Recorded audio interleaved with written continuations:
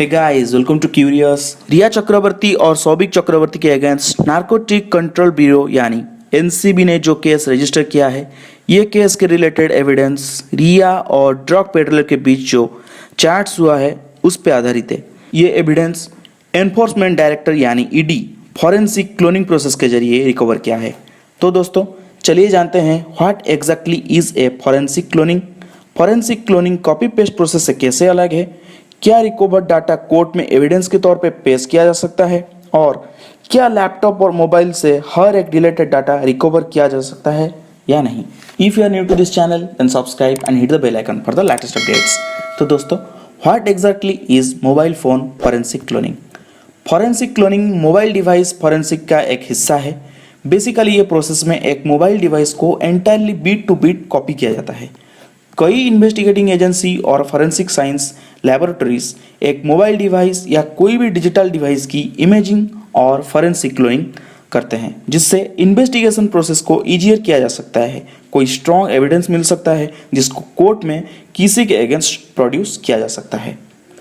Forensic cloning data copy paste process से अलग है, क्योंकि ट्रेडिशनल कॉपी पेस्ट प्रोसेस में हम सिर्फ उन्हीं फाइल्स को एक्सेस कर सकते हैं, यानी कॉपी पेस्ट कर सकते हैं जो फाइल्स एक्टिव है, यानी करेंटली उसी ही डिवाइस में प्रेजेंट है।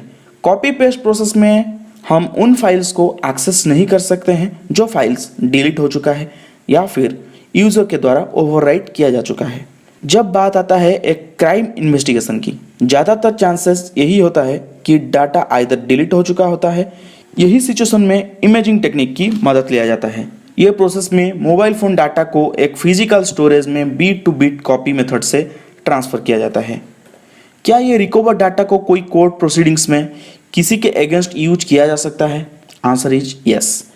फॉर्मर महाराष्ट्र साइबर पुलिस की head special IG Brijesh Singh का कहना है कि अगर किसी भी पर्टिकुलर डिवाइस से एक इंफॉर्मेशन मिलता है, then as per the information technology act 65B उस पर्टिकुलर डिवाइस को इस तरह से यूज किया जाएगा कि कोई भी इंफॉर्मेशन टैम्पर्ड नहीं होगा या फिर इन्वेस्टिगेटिंग एजेंसी की कस्टडी में रहेगा।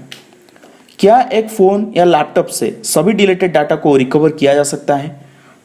To an extent it depends on the device, यानी ये एक डिवाइस के ऊपर डिपेंड करता है। यूजुअली फ़ोन या लैपटॉप से डिलीटेड डाटा को सॉफ्टवेयर के मदद से रिकवर किया जाता है, लेकिन एप्पल ब्लैकबेरी जैसे क्लोज सिस्टम में रिकवरी प्रोसेस काफ़ी डिफिकल्ट होता है और अगर डिवाइस को फैक्ट्री रीसेट किया गया है देन डाटा रिकवरी प्रोसेस और भी टफ हो जाता है। ऐसा भी हो सकता है कि आप जब किसी को अपनी डिवाइस बेचते हैं देन इसमें जो डाटा है इसको कोई मिसयूज कर सकता है। इसलिए कोई भी यूज डिजिटल डिवाइस बेचने से पहले अपनी डिवाइस को एनक्रिप्ट कीजिए, उसके बाद फैक्ट्री रीसेट कीजिए, देन आप अपनी डिजिटल डिवाइस किसी को बेच सकते हैं। तो दोस्तों यह था फॉरेंसिक क्लोनिंग के बारे में सारी डिटेल्स। अगर आपको ये वीडियो अच्छा लगा then don't forget to like, share and subscribe to my channel for more videos like this. Thank you for watching this video till the end.